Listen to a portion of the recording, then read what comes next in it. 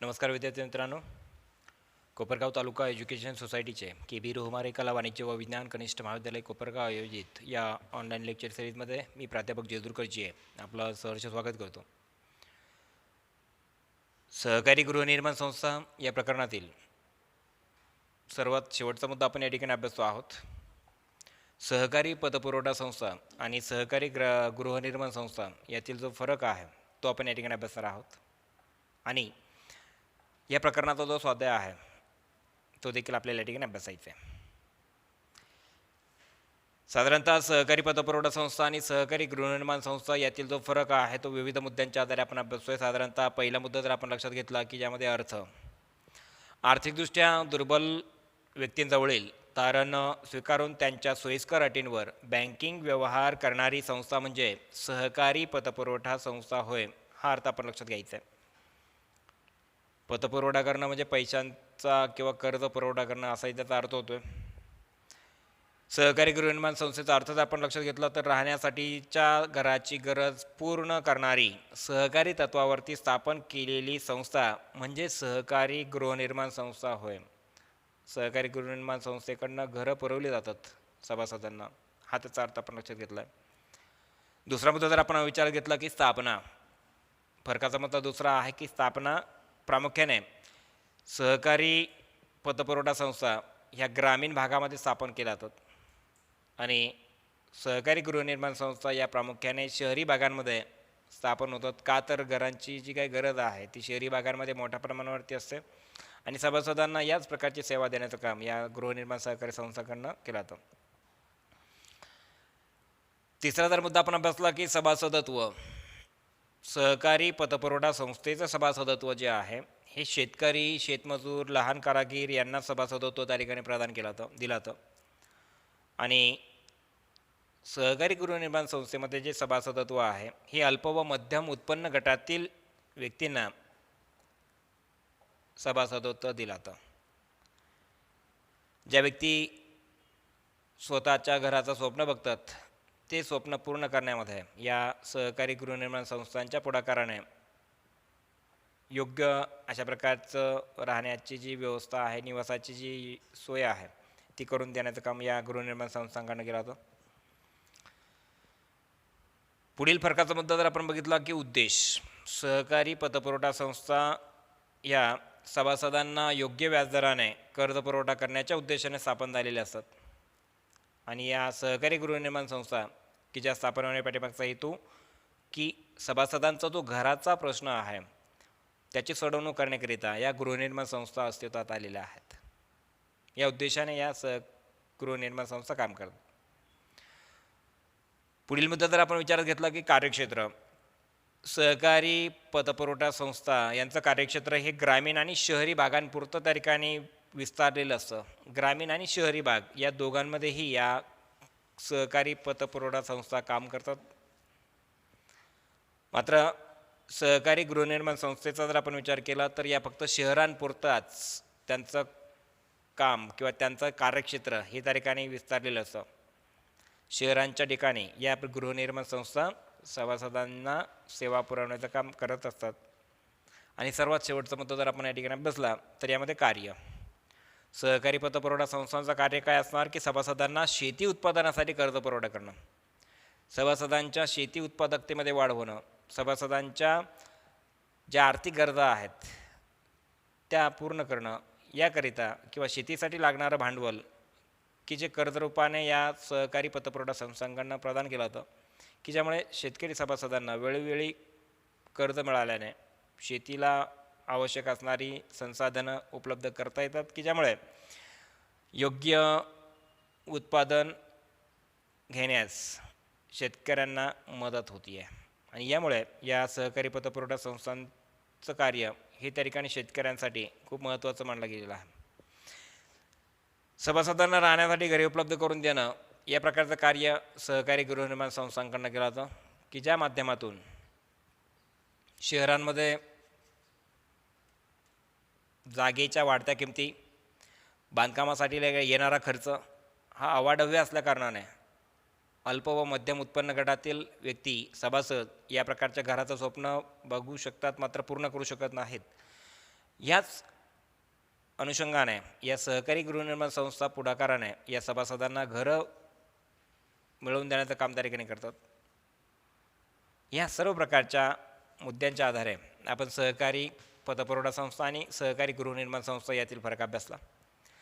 पुढचा जो फरक आपण अभ्यासतो की सहकारी प्रक्रिया संस्था व सहकारी गृहनिर्माण संस्था.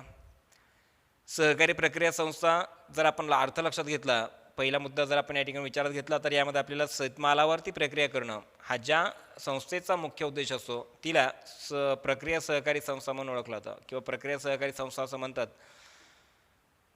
आणि निवाऱ्यासाठी घराची गरज पूर्ण करणारी सहकारी तत्वावर स्थापन केलेली संस्था म्हणजे सहकारी गृहनिर्माण संस्था होय. या प्रकारचा अर्थ आपण सहकारी गृहनिर्माण संस्थेचा लक्षात घेतला.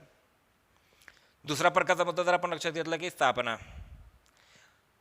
सहकारी प्रक्रिया संस्था किंवा प्रक्रिया सहकारी संस्था प्रामुख्याने ग्रामीण भागामध्ये स्थापन केल्या जातात आणि सहकारी गृहनिर्माण संस्था या प्रामुख्याने शहरी भागांमध्ये स्थापन होतात. तिसरा मुद्दा जर आपण लक्षात घेतोय सभासदत्व. संबंधित शेतमाल उत्पादक शेतकऱ्यांना सभासदत्व दिलं जातं. संबंधित शेतमाल उत्पादक जे शेतकरी आहेत त्यांना या प्रक्रिया सहकारी संस्थेमध्ये सभासदत्व दिलं जातं आणि अल्प व मध्यम उत्पन्न गटातील व्यक्तींना या सहकारी गृहनिर्माण संस्थेमध्ये सभासदत्व प्रदान केला जातं दिला जातं.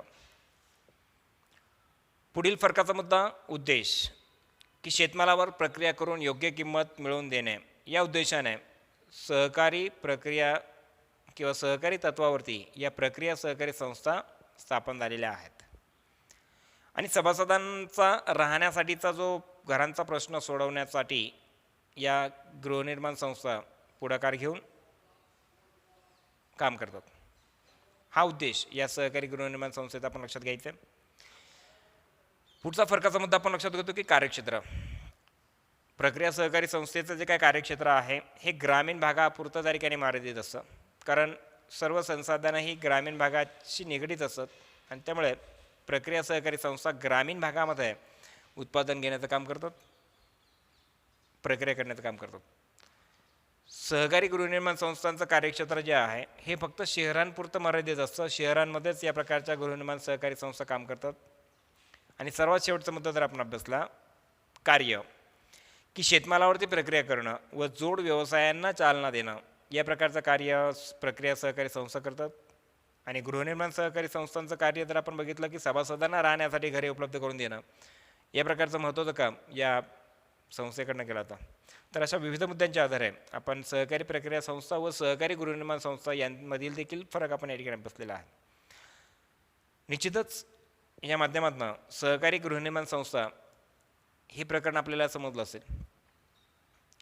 या प्रकरणातील काही महत्त्वाच्या संज्ञा की गृहनिर्माण विकास वित्तीय महामंडळ की ज्याला SDFC म्हणून ओळखलं जातं की सभासदांना घरबांधणीसाठी दीर्घ मुदतीचा कर्जपुरवठा करणारं महामंडळ म्हणून देखील या SDFCला आपण ओळखतो.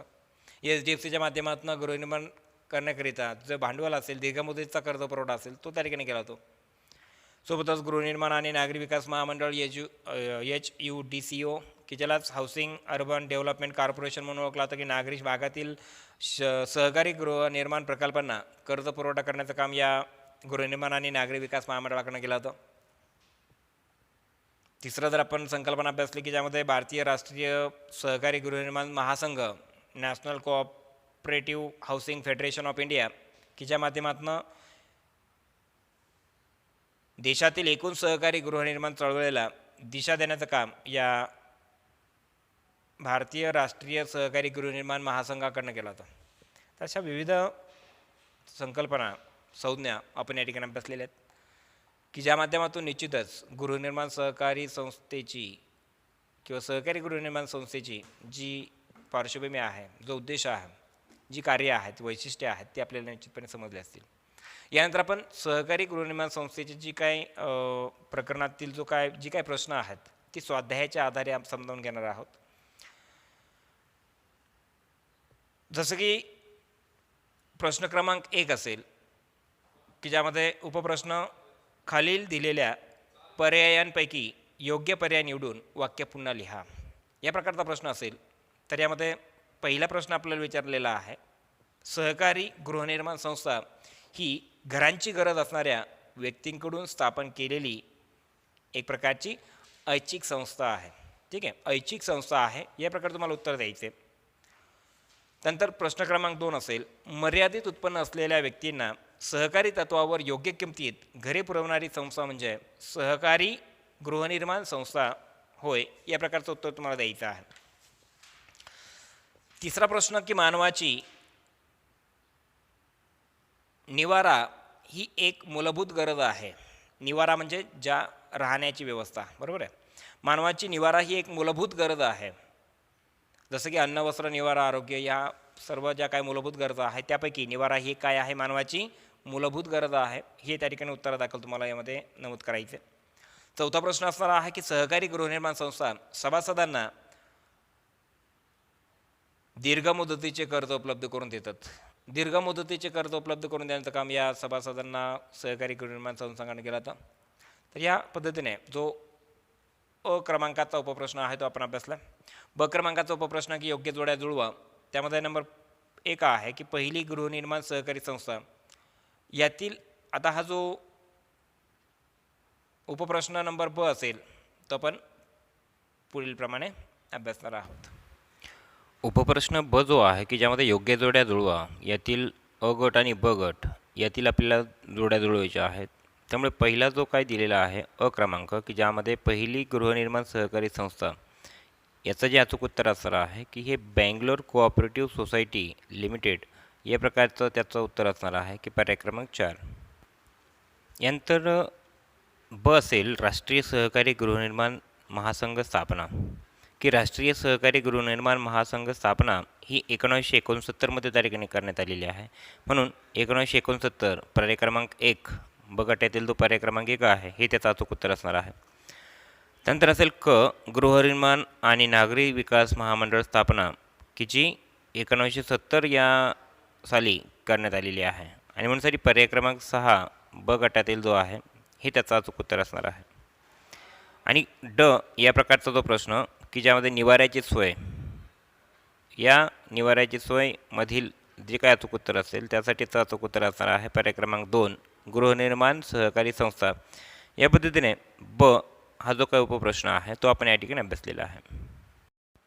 उपप्रश्न क असेल खालील विधानांसाठी एक शब्दसमूह लिहा. त्यातील पहिला प्रश्न आहे अन्न, वस्त्र याबरोबर मानवाची तिसरी मूलभूत गरज की जिला निवारा म्हणून देखील ओळखला जातं. ही निवारा हे त्याचं अचूक उत्तर असणार आहे. त्यानंतर प्रश्न क्रमांक 2 सभासदांना वाजवी किमतीत घर उपलब्ध करून देणारी सहकारी संस्था की जिला सहकारी गृहनिर्माण संस्था म्हणून ओळखला जातो. सहकारी गृहनिर्माण संस्था ही त्याचा अचूक उत्तर असणार आहे. सोबतच पुढील प्रश्न नंबर क्रमांक 3 सहकारी गृहनिर्माण संस्थांचे कामकाज ज्या तत्वानुसार चालते ते तत्व की ज्याला सहकारी गृहनिर्माण संस्थांचे कामकाज ज्या तत्वानुसार चालते ते तत्व की ज्याला सहकाराचे तत्व म्हणून ओळखले जाते. आता सहकारी गृहनिर्माण संस्थांचं कामकाज जे आहे हे लोकशाही पद्धतीने चालतं आणि म्हणून लोकशाही पद्धतीने चालणारं आणि सहकारी तत्वावरती स्थापन केली गेलेली संस्था की ज्याला सहकारी गृहनिर्माण सहकारी संस्था म्हणून ओळखला जातं. सहकारी गृहनिर्माण संस्था या पद्धतीने. प्रश्न क्रमांक असेल 4 निवाऱ्याची सोय उपलब्ध करून देणारी सहकारी संस्था की ज्याला सहकारी गृहनिर्माण संस्था म्हणून ओळखला जातं. तर या पद्धतीने उपप्रश्न क हा आपण या ठिकाणी अभ्यासला आहे. उपप्रश्न ड असणार आहे खालील विधाने चुकीबरोबर ते लिहा. त्यातील पहिलं विधान असणार आहे सहकारी गृहनिर्माण संस्था सभासदांना अल्प मुदतीचा कर्ज पुरवठा करतात. तर हे पहिलं विधान चुकीचं असणार आहे. का तर सहकारी गृहनिर्माण संस्था सभासदांना दीर्घ मुदतीचा कर्ज पुरवठा करत असतात. दुसरं विधान आहे सहकारी गृहनिर्माण संस्था ही एक ऐच्छिक संघटना आहे. हे विधान बरोबर आहे कारण सर्व सभासद स्वेच्छेने या सहकारी गृहनिर्माण संस्थेमध्ये एकत्रित येऊन आपल्या घराचं स्वप्न साकारण्याचा प्रयत्न करतात. तिसरं विधान असणार आहे शहरी भागात सहकारी गृहनिर्माण संस्थेला फारसे महत्त्व नाही. हे विधान देखील चुकीचं असणार आहे कारण सर्व सहकारी गृहनिर्माण संस्था या शहरी भागातच त्या ठिकाणी स्थापन केल्या जातात आणि म्हणून शहरी भागात सहकारी गृहनिर्माण संस्थेला फारसे महत्त्व नाही. हे विधान काय आहे चुकीचं असणार आहे. चौथं विधान असणार आहे सहकारी गृहनिर्माण संस्थांचे कार्य हुकुमशाही तत्वानुसार चालते. तर हे विधान चुकीचं असणार आहे. सहकारी गृहनिर्माण संस्थेचं जे काय कार्य आहे, जे कामकाज आहे, हे लोकशाही तत्वानुसार चालते. लोकशाही तत्व हे आपण या ठिकाणी लक्षात घेणं गरजेचं आहे. जसं की मागील प्रश्नामध्ये आपण याचा संदर्भ घेतला की सहकारी गृहनिर्माण संस्था किंवा सहकारी गृहनिर्माण संस्थांचे कामकाज ज्या तत्वानुसार चालते ते तत्व की ज्याला आपण लोकशाही तत्व म्हणून किंवा सहकारी तत्व म्हणून देखील आपण लक्षात घेऊ शकतो. आणि म्हणून सहकारी गृहनिर्माण संस्थांचे कार्य हुकुमशाही तत्वानुसार चालते, तर हे विधान चुकीचं असून लोकशाही तत्वानुसार चालते हे विधान असलं पाहिजे होतं. या पद्धतीने उपप्रश्न ड आपण या ठिकाणी अभ्यासला. पुढील जो काय प्रश्न आहे उपप्रश्न ई, खालील विधाने पूर्ण करा.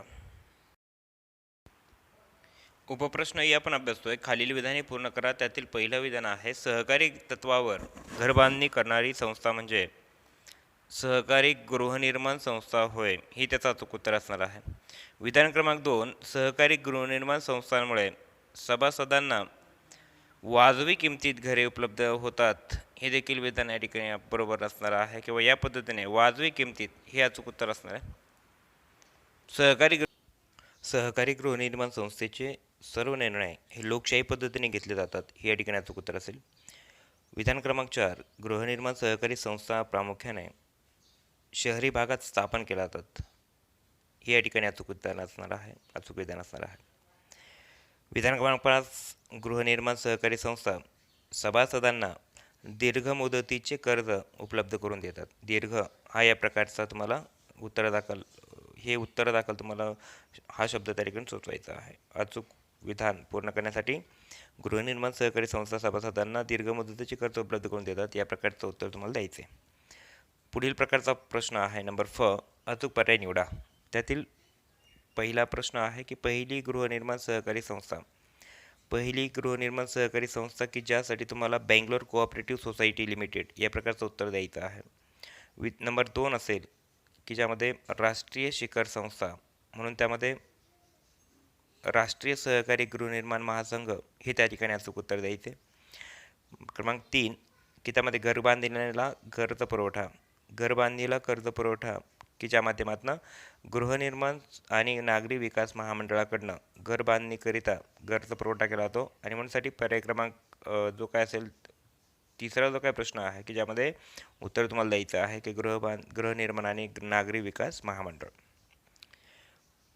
प्रश्न क्रमांक असेल 4, सहकारी गृहनिर्माण संस्था की ज्या सहकारी गृहनिर्माण संस्था काय करतात, वाजवी किमतीमध्ये घर त्या ठिकाणी उपलब्ध करून देतात. हे त्या ठिकाणी उपलब्ध उत्तर असणार आहे.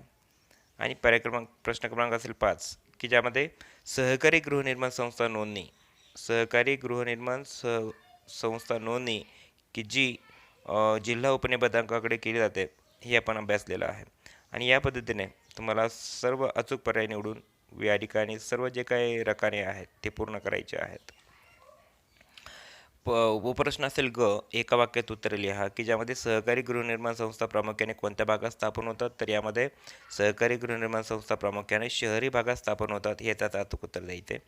प्रश्न क्रमांक 2, सहकारी गृहनिर्माण संस्था स्थापनेचा मुख्य हेतू की सभासदांना निवाऱ्याची राहण्याची व्यवस्था पुरविणं किंवा सभासदांना राहण्यासाठी घरं उपलब्ध करून देणं या उद्देशाने या हेतूने सहकारी गृहनिर्माण संस्था स्थापन केल्या जातात.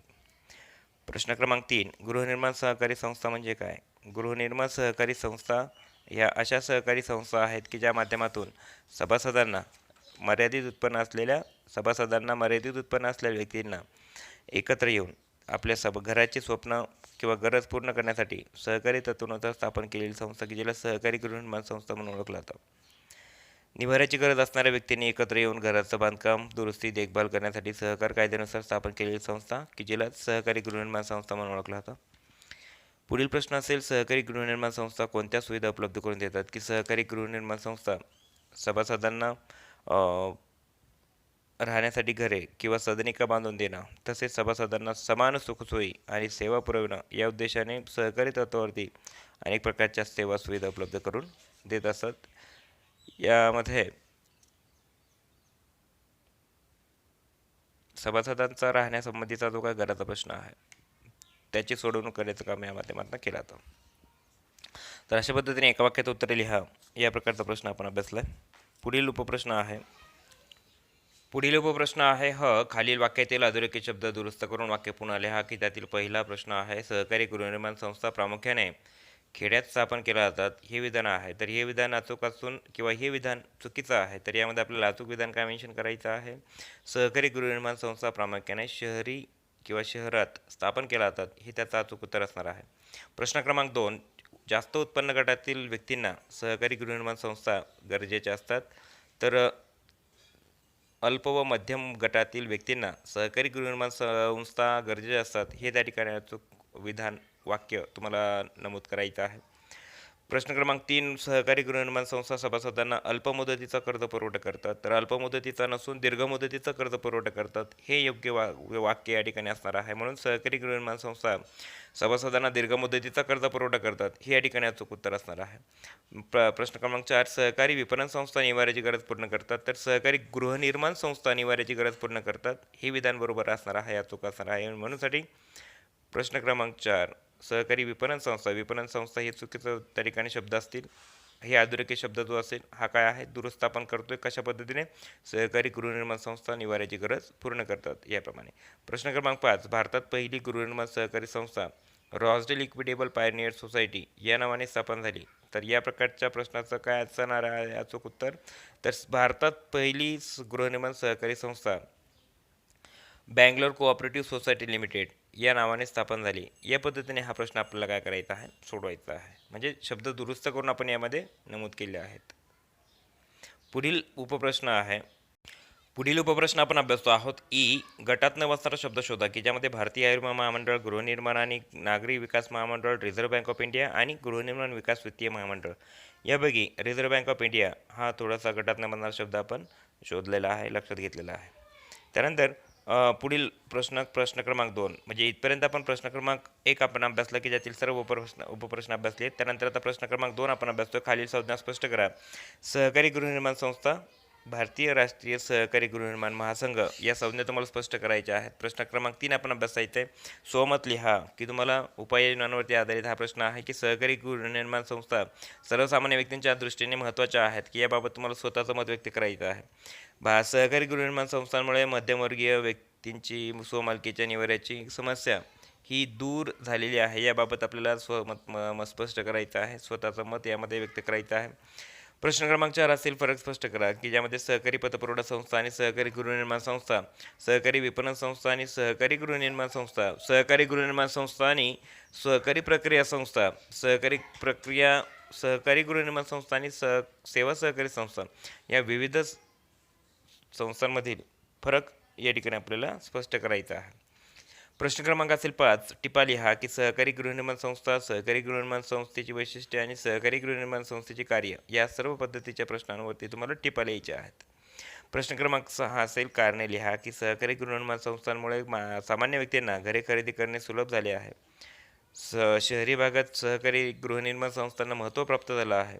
गृहनिर्माण सहकारी संस्थांमुळे मध्यस्थांचं उच्चाटन होण्यास मदत होते आणि गृहनिर्माण सहकारी संस्थेमुळेच घराचे स्वप्न पूर्ण होते. अशा विविध प्रकारच्या वाक्यांना किंवा या विविध प्रकारच्या विधानांसाठी तुम्हाला योग्य अशी कारणं त्यामध्ये द्यायची आहेत. प्रश्न क्रमांक 7, की खालील प्रश्नांची थोडक्यात उत्तरे लिहा. या पद्धतीने पहिला प्रश्न असणार आहे, की सहकारी गृहनिर्माण संस्थांची वैशिष्ट्ये स्पष्ट करा. सहकारी गृहनिर्माण संस्थेची कार्य लिहा. याही प्रकारचे प्रश्न तुम्हाला यामध्ये नमूद करून दिलेले आहेत. तर याची उत्तरं तुम्हाला एकारे करायची आहेत, थोडक्यात लिहायची आहेत. प्रश्न क्रमांक 8 असेल दिर्घोत्तरी प्रश्न, की ज्यामध्ये तुम्हाला सहकारी गृहनिर्माण संस्थेची व्याख्या सांगून वैशिष्ट्य स्पष्ट करा या प्रकारचा प्रश्न विचारला जर असेल तर यामध्ये प्रस्तावना, अर्थ, व्याख्या आणि वैशिष्ट्ये ही सविस्तरपणे तुम्हाला मुद्द्यानेशी लिहायची आहेत. प्रश्न क्रमांक 2 असेल, सहकारी गृहनिर्माण संस्थेचा अर्थ सांगून कार्य स्पष्ट करा, सविस्तर लिहा या प्रकारचा प्रश्न असेल तर त्यामध्ये देखील सहकारी गृहनिर्माण संस्था प्रस्तावना, अर्थ, व्याख्या आणि कार्य ह्या प्रकारे देखील तुम्हाला स्पष्टपणे नमूद करायचे आहेत उत्तरादाखल. तर अशा पद्धतीने प्रकरण क्रमांक 9 याचा जो काय स्वाध्याय आहे याच्यातील जी काय प्रश्न आहेत ही तुम्हाला तुमच्या वहीमध्ये व्यवस्थितपणे लिहायचे आहेत, की ज्या माध्यमातून या प्रकरणाला आपल्याला योग्य प्रकारे समजून घेता येऊ शकेल. ठीक आहे, आपण या ठिकाणी थांबतो आहोत. धन्यवाद.